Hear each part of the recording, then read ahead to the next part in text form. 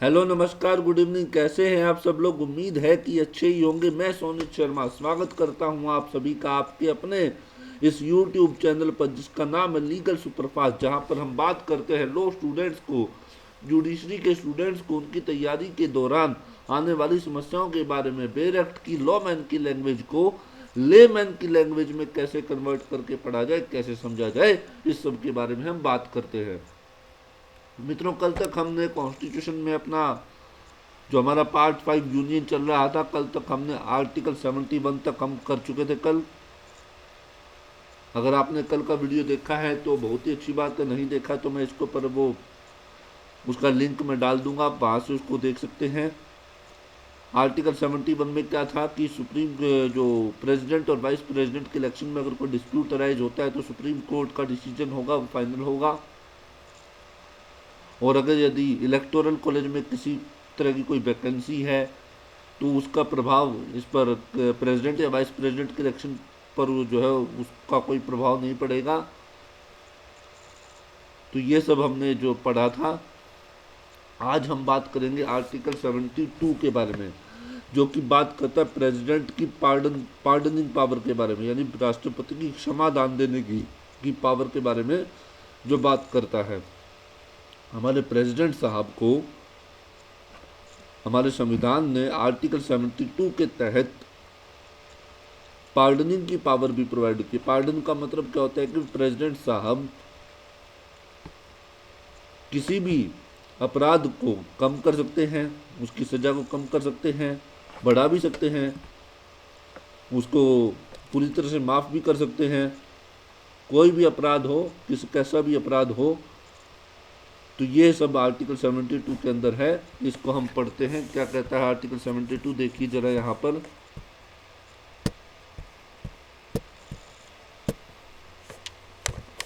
Power of president, ये है article 72। आप यहाँ देख पा रहे होंगे स्क्रीन पर, देखिए। Power of president to grant pardon etcetera, यानी पार्डन एटसेट्रा का मतलब पार्डन के अलावा और भी काफ़ी पावर्स हैं। एंड टू सस्पेंड, या तो उसको सस्पेंड कर देगा, या रिमिट कर देगा, या कम्यूट कर देगा, कम्यूट सेंटेंसेस इन सर्टेन केसेस। सेंटेंसेस का मतलब सजा को। ठीक है, प्रेसिडेंट जो क्या कर सकता है कि पार्डन ग्रांट कर सकता है, पावर को, उसको सेंटेंस को सस्पेंड कर सकता है, कुछ देर के लिए उसको टाल सकता है, रिमिट कर सकता है, उसको कम्यूट कर सकता है, उसको छोटा कर सकता है इन सर्टेन केसेस। इसका क्लोज 1 देखिए क्या कहता है कि the president shall have the power to grant pardons, reprieves, respites और रिमिशंस ऑफ पनिशमेंट, और टू सस्पेंड, रिमिट और commute the sentence of any person convicted of any offence. यानी क्या करेगा, जो हमारे प्रेसिडेंट साहब हैं वो पार्डन ग्रांट कर सकते हैं, किसी भी सजा को कम कर सकते हैं, सस्पेंड कर सकते हैं। इस सब के बारे में हमारा आर्टिकल 72 बोलता है। आर्टिकल 72 का क्लोज 1 देखिए क्या कह रहा है कि the president shall have the power to grant pardons, रिप्रीव्स,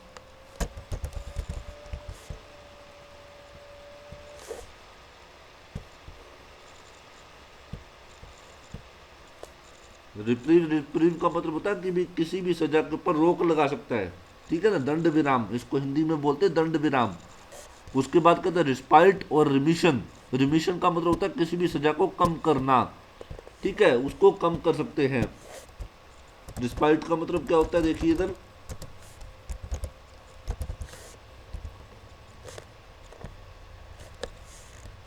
उसमें किसी भी तरह की राहत दे सकते हैं, ये कहना चाहता है,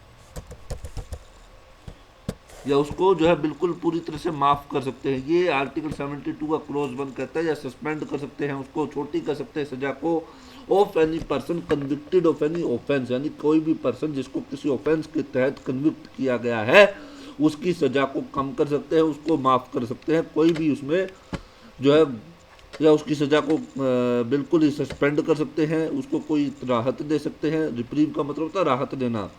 ठीक है, और इसमें क्या कहता है, अब कौन कौन से केसेस में देखते, देखिए यहाँ पर क्लोज ए क्या कहता है, सब clause A, in all cases where the punishment or sentence is by a court martial, यानी कोर्ट मार्शल से, कोर्ट मार्शल का मतलब वो ये क्या नाम अपना आर्मी एक्ट, नेवी एक्ट और जो आपके एयरफोर्स वगैरह इनके तहत जो होते हैं ना, जो जो जो इनके तहत जो सजा दी जाती है, इनसे आर्मी से, नेवी से या एयरफोर्स से जुड़े हुए पर्सन्स को, यानी तो उसको बोलते कोर्ट मार्शल को, उसकी जो प्रोसेस को बोलते कोर्ट मार्शल। तो यानी कोर्ट मार्शल के थ्रू अगर कोई पनिशमेंट दी गई है, सेंटेंस दी गई है, तो उसमें भी सजा क्षमा कर सकते हैं, माफ़ी दे सकते हैं। दूसरा, in all cases where the punishment or sentence is for an offence against an law relating to a matter to which the executive power of the union extend. ये क्या कहना चाहता है इस सिंपल से शब्दों में कि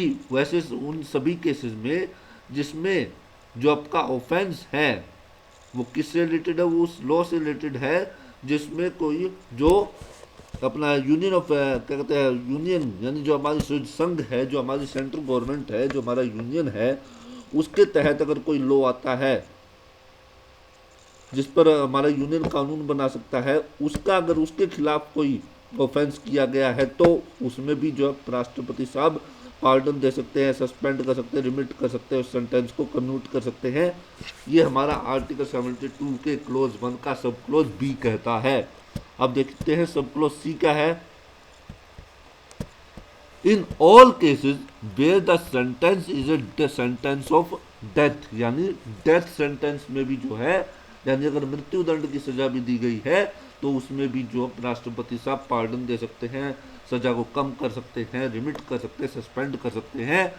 ठीक है, यानी इसका मतलब क्या कहता है आर्टिकल 72 का क्लोज 1 क्या कहते हैं कि राष्ट्रपति जो होते हैं, हमारे प्रेसिडेंट जो होते हैं, वो सभी तरह के केसेस, चाहे वो कोर्ट मार्शल के हों, चाहे वो यूनियन के खिलाफ हों, चाहे फिर वो डेथ सेंटेंस वाले हों, किसी भी तरह के केसेस के अंदर पार्डन दे सकते हैं, यानी उसको पूरी तरह से माफ़ कर सकते हैं, उसकी सज़ा को सस्पेंड कर सकते हैं, रिमिट कर सकते हैं, रिप्रीव कर सकते हैं, कोई उसको मान लिया सज़ा कम कर सकते हैं, या उसको रिप्रीव का मतलब राहत देना। ठीक है, उसको कोई मतलब भाई अगर मान लिया सजा जो है उसको रिगरस इम्प्रिजनमेंट की दी गई तो उसको सिंपल इम्प्रिजनमेंट में कवर कर सकते हैं, 10 साल की सजा को 7 साल कर सकते हैं, 5 साल कर सकते हैं, पूरी तरह से माफ़ भी कर सकते हैं, इवन डेथ सेंटेंस को भी माफ़ कर सकते हैं। ठीक है, अब आगे और देखते हैं इसका क्लोज 2 क्या कहता है। Nothing in sub clause A of clause 1 shall affect the power conferred by law on any officer of the armed forces of the union to suspend, remit or commute a sentence passed by a court martial। यानी क्या कहता है कि जो sub clause ए में जो ऊपर लिखी गई बात है आर्टिकल 72 के क्लोज 1 के सब क्लोज ए में, यानी सब क्लोज ए क्या कहते हैं, जो कोर्ट मार्शल से जो सजा मिलती है उसके बारे में बात करता है। तो उसमें कहा गया है कि जो आर्म्ड फोर्सेस का जो ऑफिसर है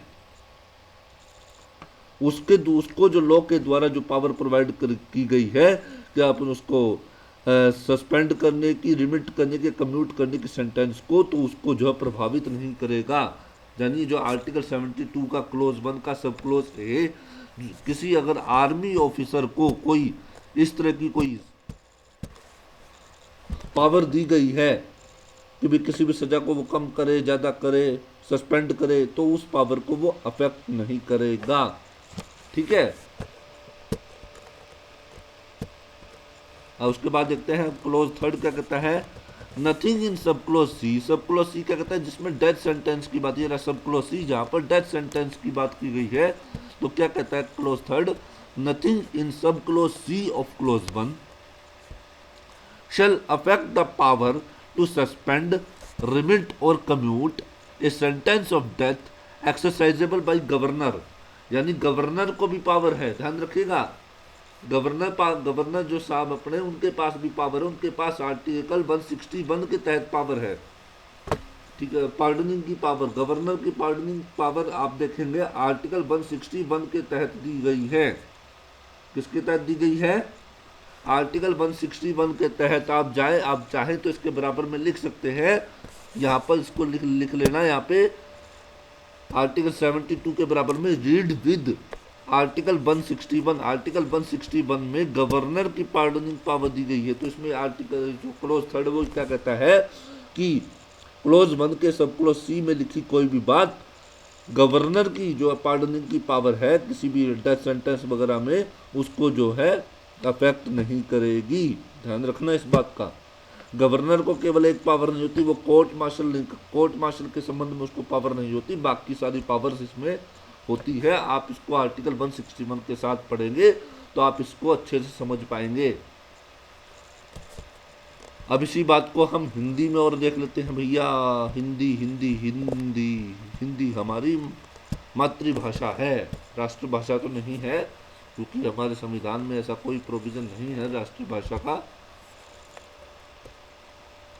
देखिए क्या कहता है अनुच्छेद 72, क्षमा आदि की कुछ मामलों में दंडादेश के क्षमा आदि की और कुछ मामलों में दंडादेश के निलंबन का मतलब होता है सस्पेंड करना, परिहार रिप्रीव करना या लघु करने यानी कम्यूट करने की जो है राष्ट्रपति की शक्ति। क्या कहता है आपका राष्ट्रपति को किसी अपराध के लिए सिद्ध दोष ठहराए गए यानी सिद्ध दोष का मतलब कन्विक्टेड पर्सन ठहराए गए किसी व्यक्ति के दंड को क्षमा मतलब पार्डन, उसका प्रविलंबन रिप्रीव करना, उसको विराम करना, रिमिट करना या परिहार करने की अथवा दंडादेश के निलंबन का मतलब सस्पेंशन। ठीक है ना, निलंबन का मतलब सस्पेंशन में ऊपर गलत बता गया आपको। निलंबन का मतलब होता है सस्पेंशन का मतलब कुछ समय के लिए उस सजा को रोक के रखना। ठीक है, परिहार या लघुकरण की, ठीक है, या उस सजा को छोटा करने की। भाई 7 साल की सजा तो 5 साल की कर दी, 10 साल की तो 7 साल की कर दी, कितना भी कर सकता है वो।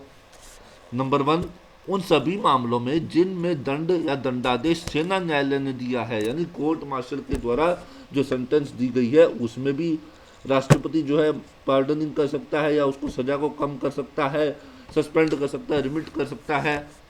दूसरा, उन सभी मामलों में जिनमें दंड या दंडादेश ऐसे विषय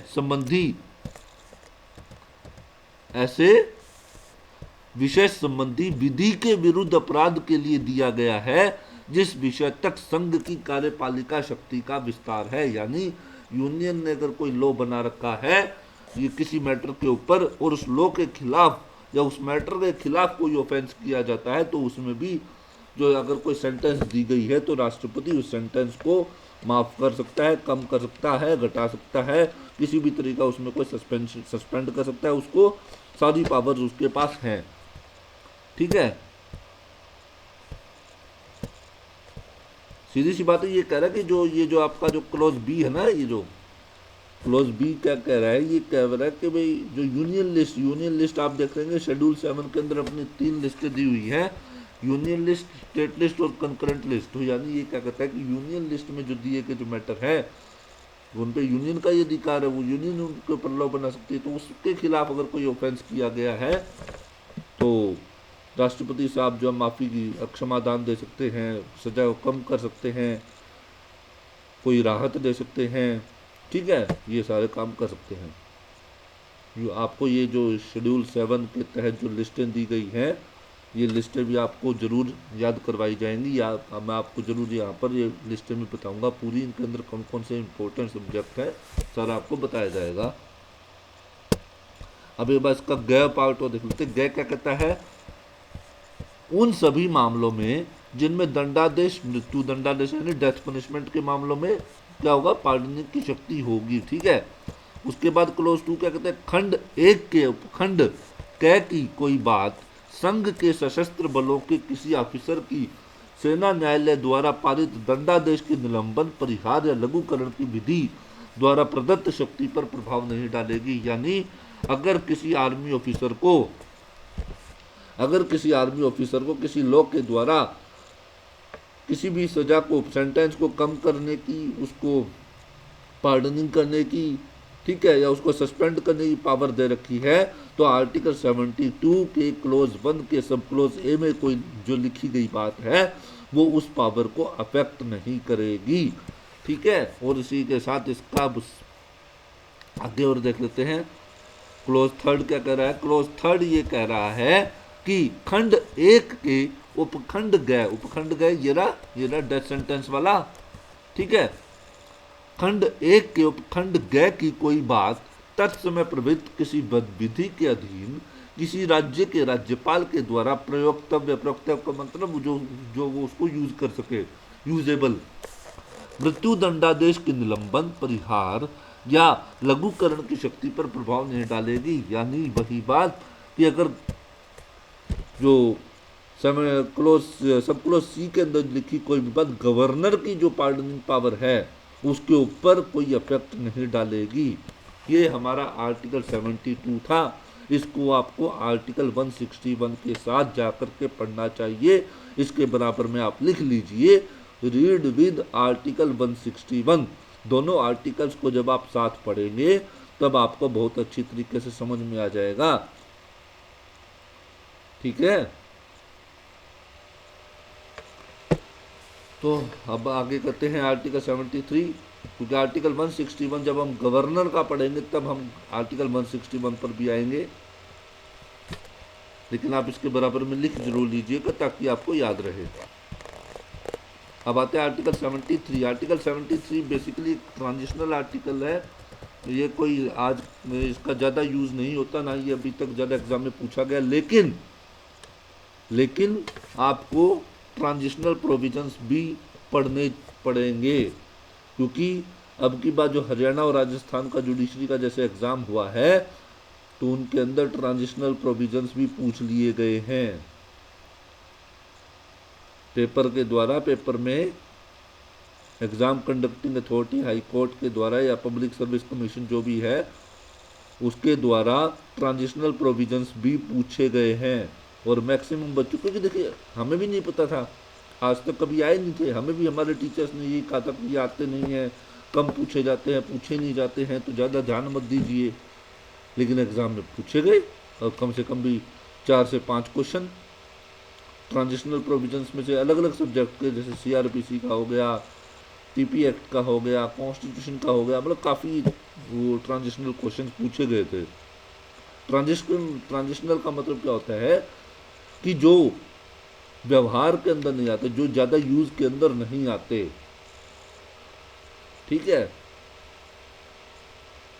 तो ये पूछ लिए गए थे। तो अब तो भैया ध्यान देना पड़ेगा कि ट्रांजिशनल प्रोविजन को भी ज़्यादा नहीं तो कम से कम 1 या 2 बार उसकी रीडिंग जरूर लें, अपने दिमाग में उसको जरूर रखें।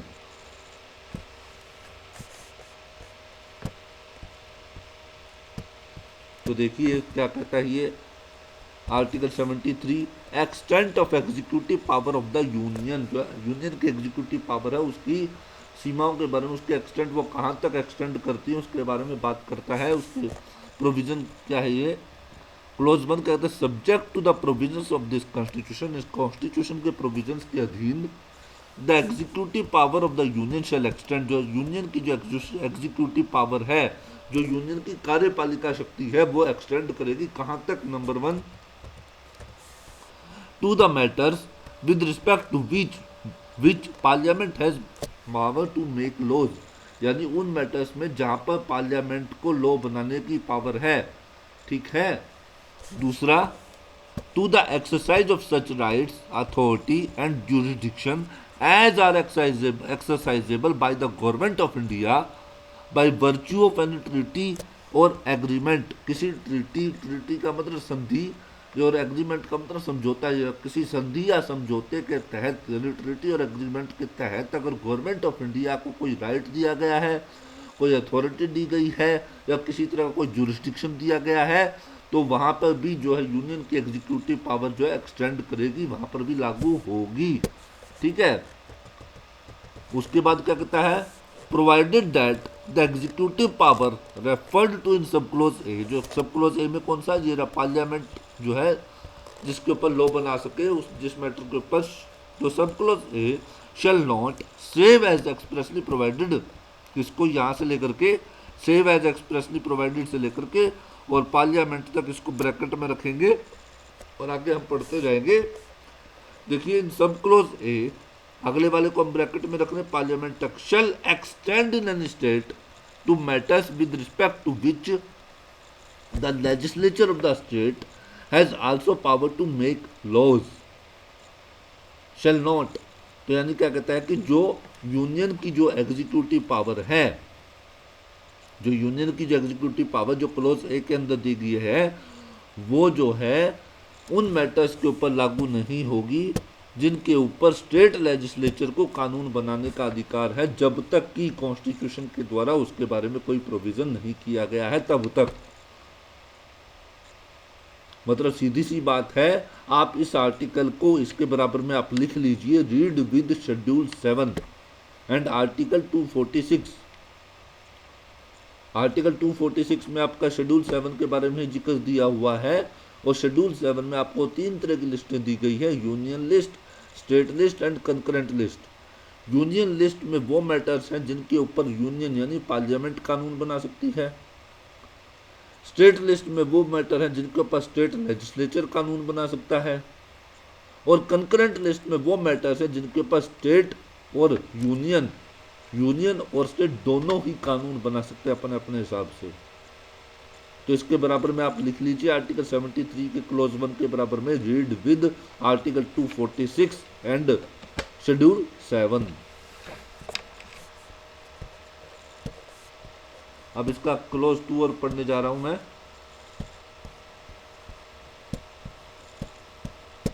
क्लोज 2 देखिए क्या कहता है, until otherwise provided by parliament, जब तक कि पार्लियामेंट के द्वारा प्रोवाइड ना किया जाए, ए स्टेट एंड एनी ऑफिसर और अथॉरिटी ऑफ ए स्टेट, किसी स्टेट का कोई ऑफिसर, कोई स्टेट या उसका कोई ऑफिसर या अथॉरिटी में के बाद not with standing anything this article, यहाँ से लेकर के और आर्टिकल तक आप इसको ब्रैकेट में डाल लीजिए, इसको स्किप करते हुए पढ़ेंगे। Continue to exercise in matters with respect to which parliament has power to make laws for that state, such executive power और functions as the state or officer or authority thereof could exercise immediately before the commencement of this constitution। दोबारा पढ़िए इस article को एक बार, बिल्कुल ध्यान से पढ़ना पड़ेगा इसको, क्लोज को। Until otherwise provided by parliament, जब तक कि पार्लियामेंट के द्वारा प्रोवाइड ना किया जाए, ए स्टेट एंड एनी ऑफिसर, कोई स्टेट, कोई राज्य या कोई ऑफिसर और अथॉरिटी, यानी कि या तो राज्य या उसका कोई ऑफिसर या उसकी कोई अथॉरिटी में के बाद हम आगे यहाँ से पढ़ेंगे, continue to exercise in matters with respect to which parliament has power to make laws for that state, such executive power और फंक्शंस एज द स्टेट और ऑफिसर और authority thereof could exercise before immediately before the commencement of this constitution. यानी ये सीधी सी बात कहता है कि जब तक पार्लियामेंट प्रोवाइड नहीं करती, कोई राज्य या उसका कोई ऑफिसर या उसकी कोई अथॉरिटी उन सभी मैटर्स पर लॉ बना सकेगी जिनके ऊपर कॉन्स्टिट्यूशन में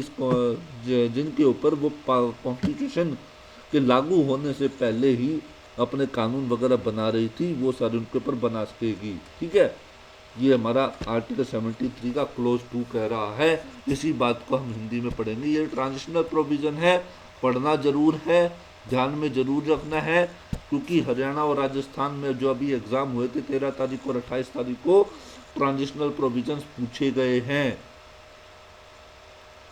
बिल्कुल पूछे गए हैं। जिन्होंने हरियाणा और राजस्थान का जुडिशरी का एग्जाम दिया होगा उन्हें ये बात बिल्कुल पता होगी कि अब की बार ट्रांजिशनल कहकर जिनको हम छोड़ देते थे, वो प्रोविजंस, वो आर्टिकल्स लगा लीजिए, सेक्शंस लगा लीजिए, वो पार्ट लगा लीजिए, पूरा का पूरा उसके बारे में पूछा गया है। ठीक है, इसको एक बार पढ़ना जरूर है। हाँ, लेकिन इसके ऊपर ज़्यादा समय नहीं लगाना, क्योंकि इसके अंदर समझने जैसा कुछ नहीं है। इसको हम हिंदी में और देख लेते हैं। हिंदी में क्या कहता है, संघ की आर्टिकल 73, संघ की कार्यपालिका शक्ति का विस्तार, यानी extent of the executive power of the union, इस संविधान के उपबंध का मतलब प्रोविजन के अधीन रहते हुए संघ की कार्यपालिका शक्ति का विस्तार, नंबर 1, जिन विषयों के संबंध में संसद को विधि बनाने की शक्ति है। ठीक है, जिनके संबंध में संसद को कोई लॉ बनाने की, जिन मैटर्स में संसद को या पार्लियामेंट को लॉ बनाने की पावर है उन तक। और दूसरा, किसी संधि या करार के आधार पर, संधि का मतलब ट्रीटी और एग्रीमेंट यानी करार यानी समझौता के आधार पर भारत सरकार द्वारा प्रयोक्तव्य, प्रयोक्तव्य का मतलब जिनको एक्सरसाइजेबल, जिनको या यूजेबल अधिकार, प्राधिकार और आधिकारिकता के प्रयोग, यानी किसी संधि यानी ट्रीटी या एग्रीमेंट के बेस पर अगर भारत सरकार को कोई राइट या कोई अथॉरिटी या किसी भी तरह की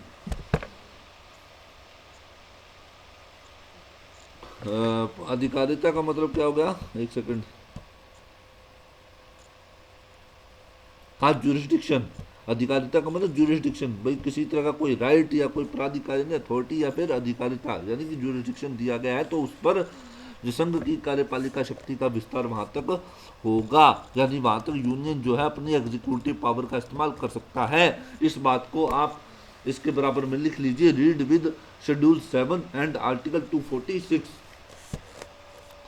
परंतु इस संविधान में या संसद द्वारा बनाई गई किसी विधि में अभिव्यक्त रूप से यथा उपबंधित के सिवाय, ठीक है, नंबर 1 के सिवाय उपखंड क में निर्दिष्ट कार्यपालिका शक्ति का विस्तार राज्यों में ऐसे विषयों तक नहीं होगा जिनके संबंध में उस राज्य के विधानमंडल को भी राज्य विधि बनाने की शक्ति है। यानी क्या कहता है कि जो खंड का कौन सा था, ये जो क्लोज सब क्लोज ये रहा, जिन विषयों के संबंध में संसद को विधि बनाने की शक्ति है, तो क्या करेगा, जिसके विषय में स्टेट लेजिस्लेचर को जो है अपना जो राज्य के कोई ऐसे विषय हैं जिनके ऊपर स्टेट लेजिस्लेचर को पावर बनाने की को लॉ बनाने की पावर है, तो उसके ऊपर जो खंड का जो है ये लागू नहीं होगा, ये हमारा इसका प्रोविजो कहता है। उसके बाद देखते हैं क्लोज 2 क्या कहता है,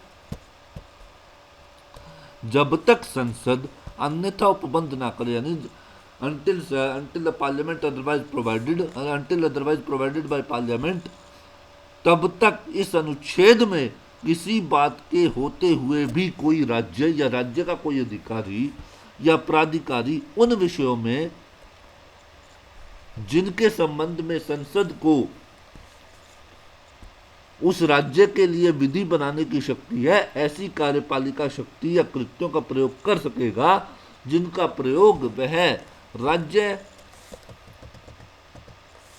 या उसका अधिकारी या प्राधिकारी संविधान के प्रारंभ से ठीक पहले कर सकता था। वही बात जो मैंने अभी आपको बताई थी कि जब तक पार्लियामेंट के द्वारा प्रोवाइड ना किया जाए, कोई स्टेट या ऑफिसर या उसकी कोई अथॉरिटी ऐसे किसी मैटर के ऊपर जिसके ऊपर पार्लियामेंट उस स्टेट के बारे में लॉ बनाए, इस संविधान के लागू होने से पहले तक जैसे स्टेट उसके ऊपर कानून बना रहा था वैसे ही वो कानून बना सकेगा, जब तक पार्लियामेंट जो है प्रोवाइड ना कर दे, इसके बारे में कोई प्रोविजन ना कर दे तब तक। उसके बाद यहाँ पर हमारा जो पार्ट 5 का जो फर्स्ट चैप्टर है जो कि अपना यूनियन एग्जीक्यूटिव के बारे में बात करता है, यानी प्रेसिडेंट और वाइस प्रेसिडेंट के बारे में बात करता है, ये यहीं पर आज समाप्त होता है। इसके बाद हमारी शुरू होती काउंसिल ऑफ मिनिस्टर्स, यानी हमारी मंत्री परिषद।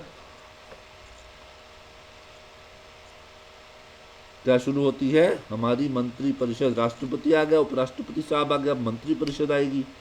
मंत्री परिषद के बारे में आर्टिकल 74 75 बात कर ही रहे हैं।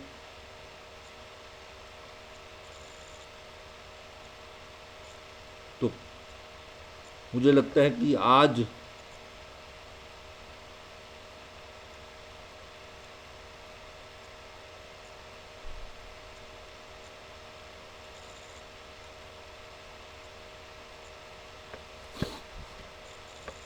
हम मंत्री परिषद कर पाएंगे या नहीं, क्योंकि मंत्री परिषद भी अच्छा बड़ा टॉपिक है। कम से कम 10 मिनट तो उसको भी एक आर्टिकल को समझाने के लिए चाहिए।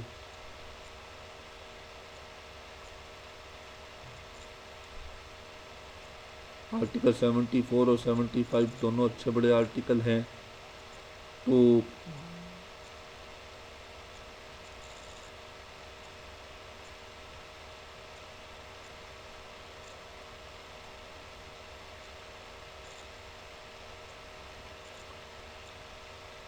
देखते हैं।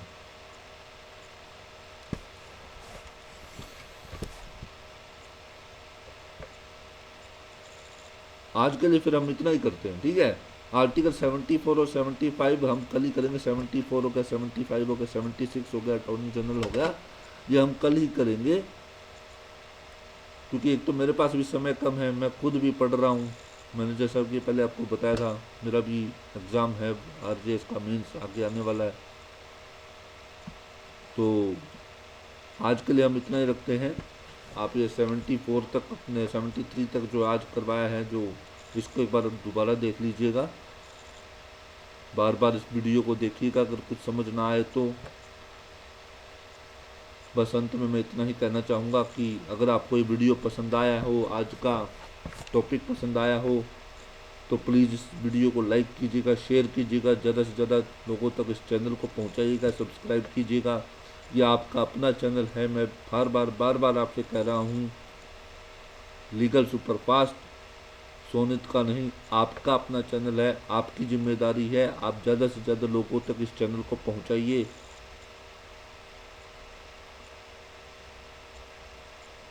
और अंत में बस मैं इतना ही कहना चाहूँगा कि अपने माता पिता का सम्मान करें, बड़ों का सम्मान करें, छोटों को प्यार करें, महिलाओं का सम्मान करें, सुरक्षा बलों का सम्मान करें, स्वतंत्रता सेनानियों का सम्मान करें, और कोरोना की अपनी वैक्सीनेशन समय पर करवाएं, ताकि सरकार और प्रशासन के कोरोना के विरुद्ध अभियान में हम अपना योगदान दे सकें। और कोरोना के इस नए वेरिएंट ओमिक्रॉन को ध्यान में रखते हुए सावधानी बरतें।